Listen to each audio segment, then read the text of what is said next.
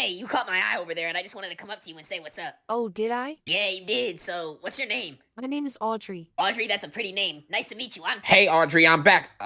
Who's this? Oh, I'm Tay. I was just walking up to your friend to tell her that she was really pretty. Well, you told her. Now you can leave. Okay, but before I go, Audrey, do you think maybe I could get your number and we could talk some?